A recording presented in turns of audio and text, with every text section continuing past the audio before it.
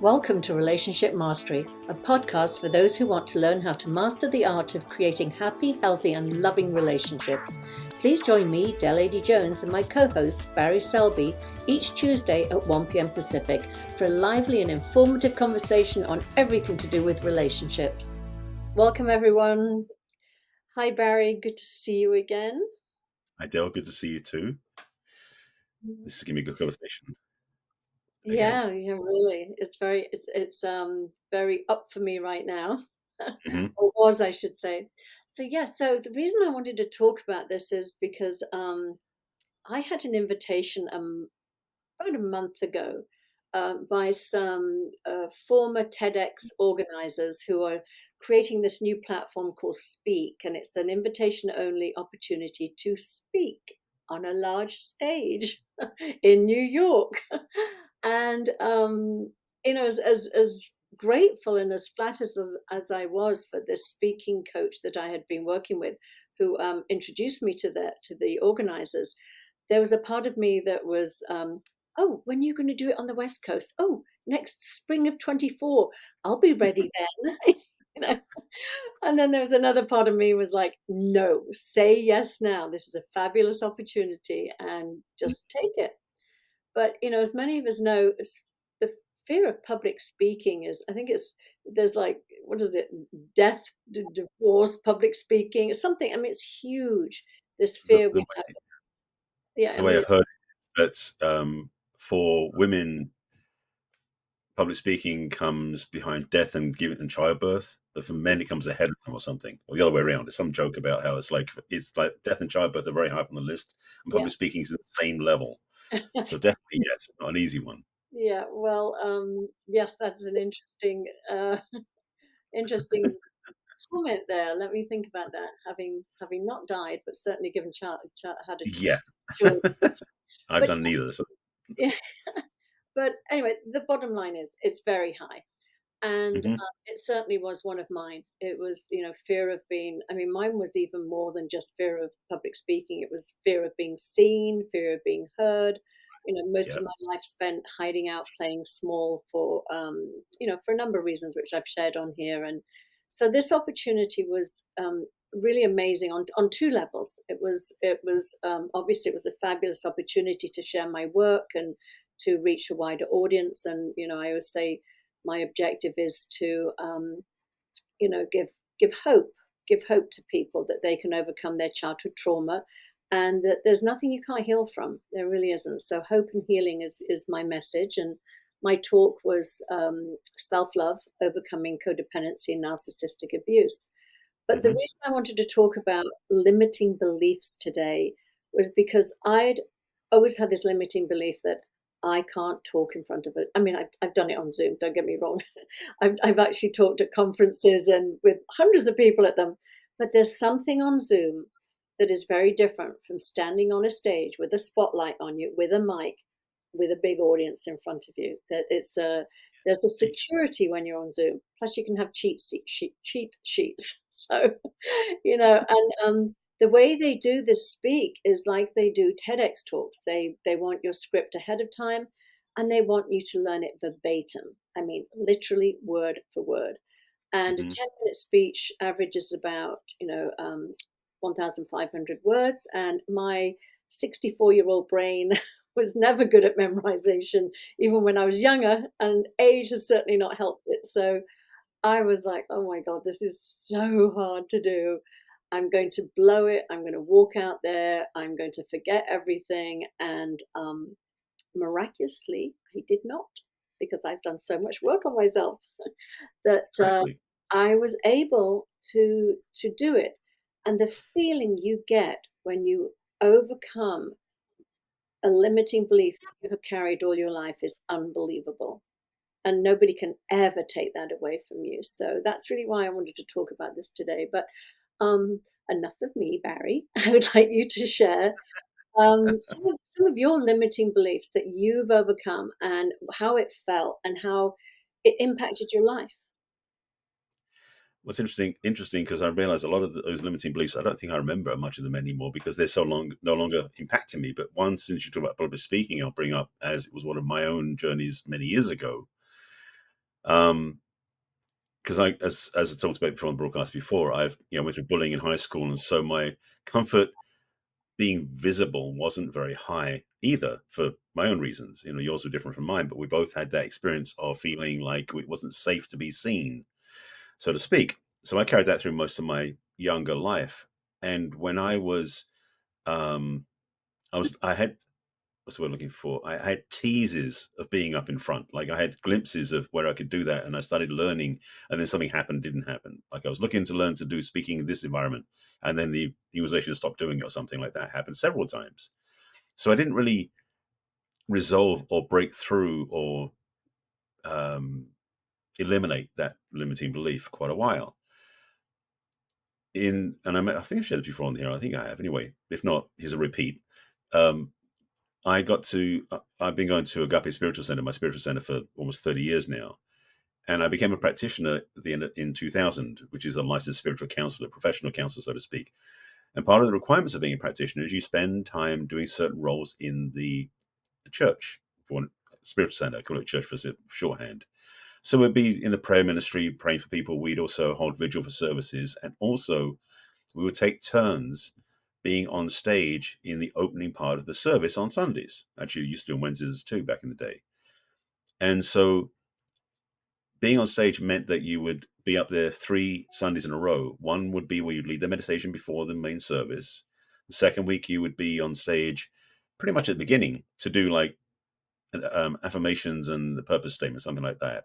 And then the third time, you would be reading, or you'd be narrating the reading of the month or the reading of the week, and then you do an opening prayer, which is all freeform. So it's kind of like you build up to it, so to speak. And I knew it would happen once I got licensed. Sometime it would happen, but I didn't go up on pulpit and lead the meditation until September 9th, 2001, because I got licensed 2000. So 2001, I'm sort of in the rotation. My first time comes up on September 9th, which is a Sunday. September 11th was a Tuesday. That was the September 11th. So I had led meditation in front of a fairly big audience, 500-600 people, but eyes were closed. That was easy. Dim lights, eyes are closed. I just say a few words and it goes quiet. Then I say a few words at the end and we're done. So it's a safe way to lead, being visible in that way. However, the next week was the first Sunday after September 11th. And as part of the pulpit team, crew, what do you call it, we didn't go into the service right away. We went to Reverend Michael's office, Reverend Michael Beckwith, who leads Agape, and we pray in. So basically, we go in without any awareness of what's happening in the sanctuary, the main hall, until we actually walk up with him to the front of the room. It was quite an experience because we were praying in, and everyone's going, "Oh, it's really good. We're going to a service." We walk out, following Reverend Michael up into where the sanctuary is, and I'm noticing it's very busy, and it's not clicking. I'm not getting it, not going, "Oh, this makes sense." We walk into the sanctuary through the crowd of people, and it was a crowd of people we were walking through to get to the front of the stage, or front of the audience rather. And I'm noticing like because everyone's standing up singing the opening congregational chant, and we're walking through, and I felt myself going, "This doesn't make sense. Something's off here." And we walk to the front, and as practitioners, we sit down in the front row where we're supposed to sit. But there are people sitting in front of me on the floor. And I start looking around and noticing after everyone sits down again that there's a sea of people. It's like I've never seen it this crowded because it's the first Sunday, I think it's September 11th. I mean, in hindsight, of course, people came in because they wanted some place to feel safe, to feel reassured, and to be prayed for. So anyway, go through the preliminaries, and Reverend Michael invites me up to do the piece of my service I do. And I walk up on stage, and I can feel how it feels to be like looked at, seen by those people. And I walk around and I stand in front of the lectern, which is plexiglass. It's a big, clear plexiglass lectern. And I grab hold of it with both hands and like grim death. I didn't, again, this is not conscious. I'm just doing it automatically. Because what I realized in hindsight, I was basically fearing for my life. I didn't know this. Thankfully, I have a script to follow, which is the saving grace. So unlike your 10 minutes of, memorized and yes, exactly. Speaking with like nothing too resourceful. I had something in front of me to read, thank God. But anyway, so I'm reading out the initial piece I had to read off the announcement piece. Then I went to the affirmations. And the funniest thing happens when I said, okay, now I'm going to read out the affirmations. Everyone stand up, follow me line, and repeat after me line by line. Everyone stood up, which is kind of like, whoa, that was a big energy move. Mm-hmm. I read the first affirmation, which I have no remember what it was now. This is, many years later. But when I read it and then repeated it back to me, some part of me went, oh, I'm safe. It was really interesting experience. I felt myself drop all that stuff I've been carrying. Mm-hmm. And by the time I finished the affirmations and then read the purpose statement, at the end of it, they applauded, which is like, because they were applauding everything, frankly, on stage. It wasn't just me. But it was just a feeling of just being like received and safe. And it really eliminated any sense of fear of public speaking or stage fear or anything like that. Mm-hmm. And in fact, the next Sunday, I did something where I had to pray for people, and that was a whole other experience. But the thing was, I noticed that when I'm on stage after that, down the road, like months later, there was no fear anymore. Mm-hmm. So I hit my break point, so to speak, where I knew I had to go through it. So that was one of those things. I say I don't remember all of those limiting belief things, but that one stuck in my head because, as you mentioned, public speaking is a big one for people. Yeah. It's so great. And I love what you said. It's like in that moment, your thinking was interrupted. Your habitual thinking of it is Yeah, not safe to be seen. You actually, because that tape is running in our head, and it's running regardless of what's happening around us. And it usually exactly. takes one of those big moments for that tape to be really It's almost like one of those screeching stops where it goes screech. Hang Yeah, on a minute. How long has that been playing? And is it true? Is it true? And you got to have that experience of being received, being mm, loved, being supported, being appreciated.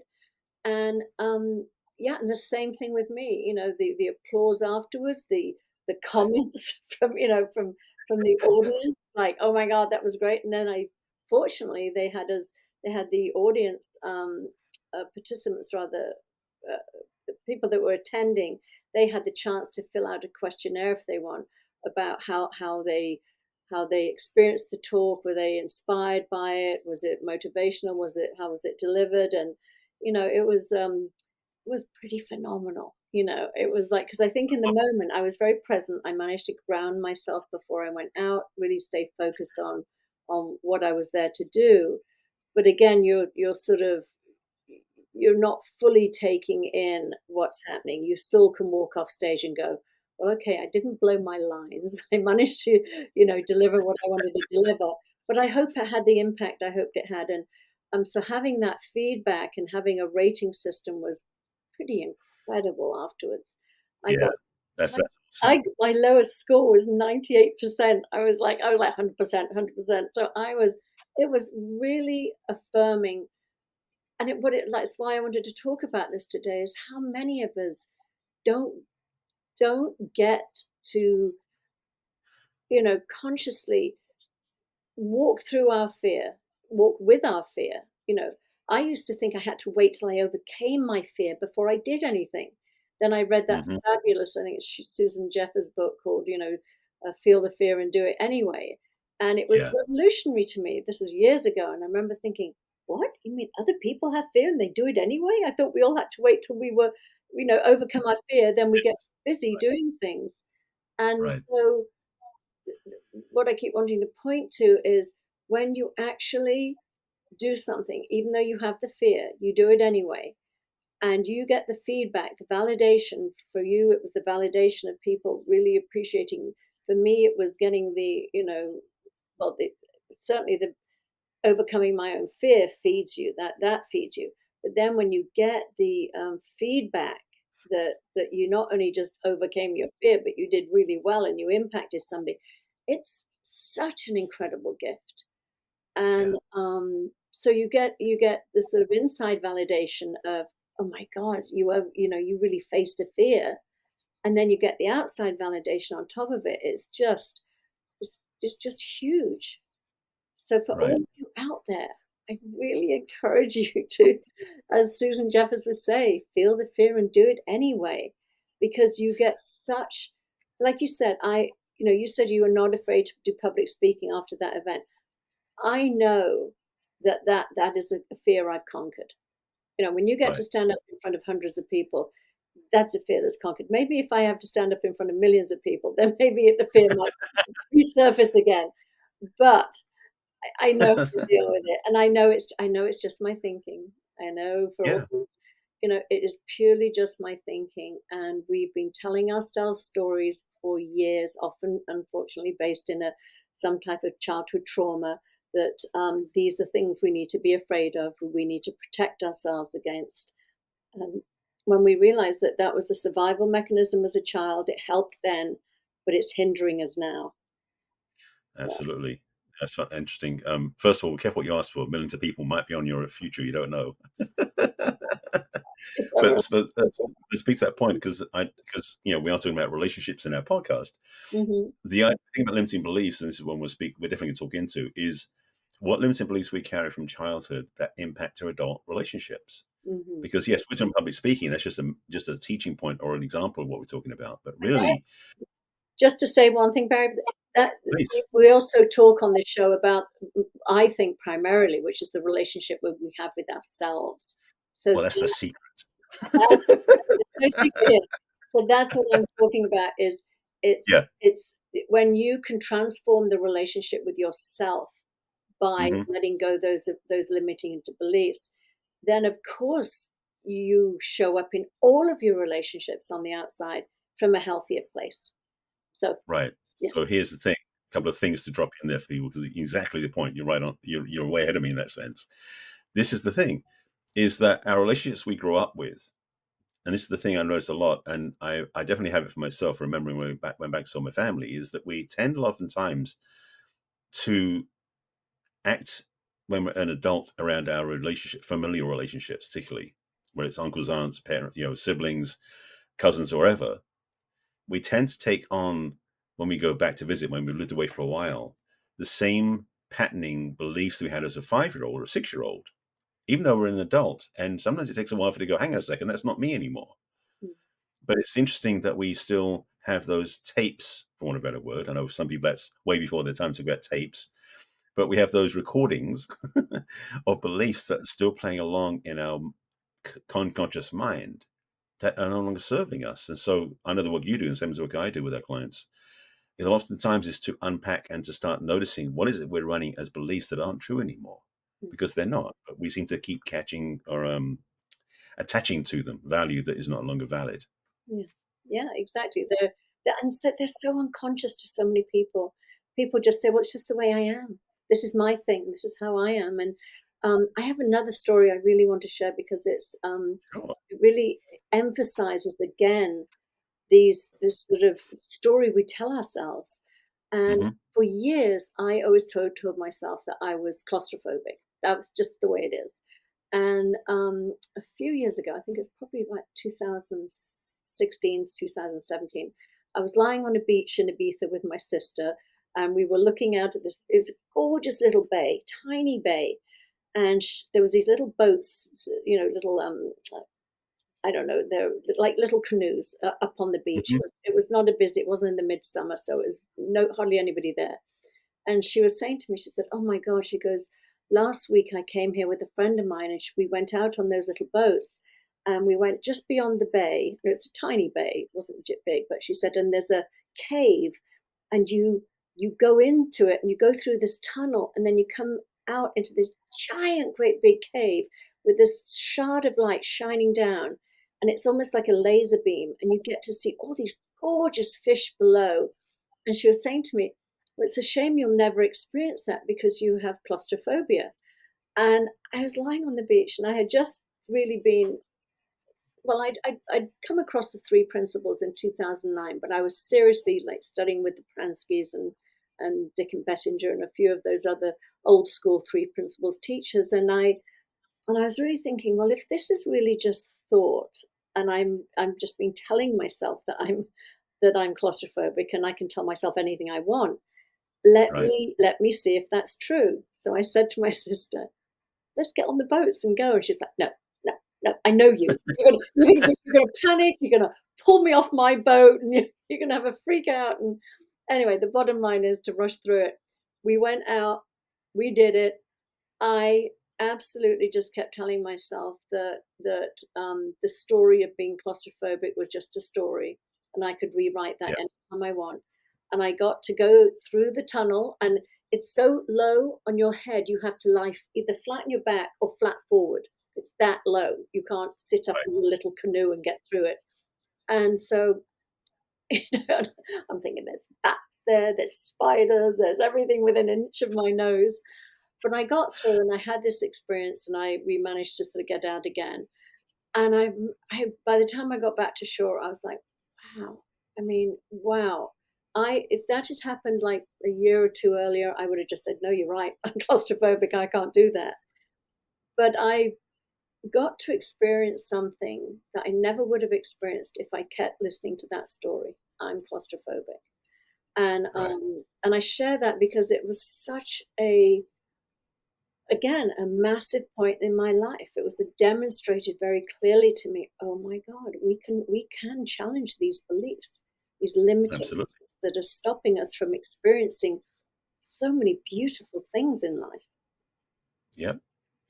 So I want to throw a relationship centric one in here Yeah. because, for fun of it, because it's like, as you're saying that, I suddenly thought, oh, I remember one now.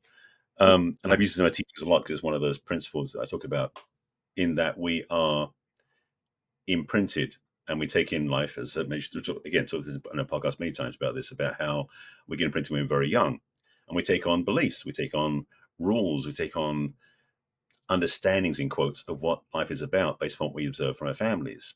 And I've shared this before, but I said that in my early dating life, teens and 20s, I would always quit a relationship once we had an argument. That was the rules I had. And when I realized, looking back, and I had to learn this one after the fact, is that I was giving up on relationships because I had beliefs. Again, a belief I had limiting, that an argument and love didn't go together. Because I was raised in a family because again, we were very reserved and stoic. There wasn't really much arguing in the family. As far as I was concerned, there were never any arguments if you're in love. That was the logic and the belief I'd programmed myself with.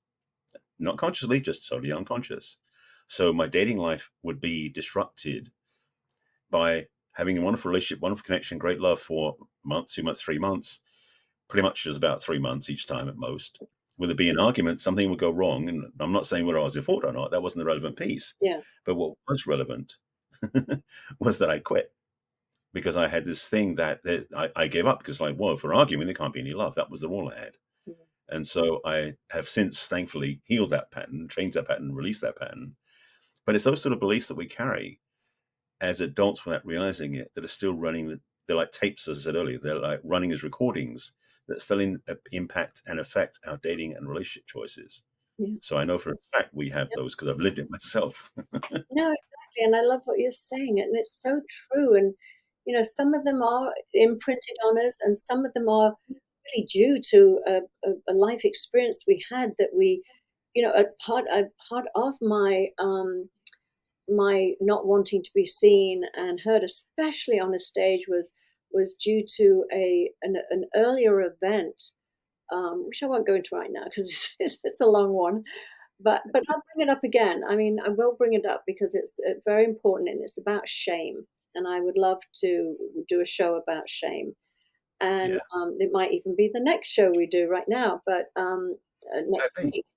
But it's we can experience an event as a child that caused us incredible amounts of shame or embarrassment, and we then go into this sort of protective mode of, I certainly did, of, I will never do that again. I will never expose myself to that feeling again or that abuse. And we shut down. And Yeah. I think Debbie Ford, I think I mentioned I studied with Debbie Ford years ago, or that she was the author of Dark Side of the Light Chasers and did a lot of, Jungian shadow work. And she Yeah. said, we're all, we're all basically created like we have a mansion within us, all these rooms, these giant rooms and everything. And then we start shutting down these rooms of, oops, not going to do that one anymore. Oops, bad to be, a crybaby. Oops, bad to be jealous, bad to be greedy, bad to be this. And we end up shutting down all these rooms down, and we end up in this like two up, two down, semi-detached little sort of house with not a lot of movement and not a lot of life in it, because we've shut ourselves down to the point where we don't embrace our humanity and embrace all aspects of ourselves. And again, that's another Right. show, shadow work, fabulous, fabulous way to um, Absolutely. through a lot of these limiting beliefs. That we judge that's good, that's bad.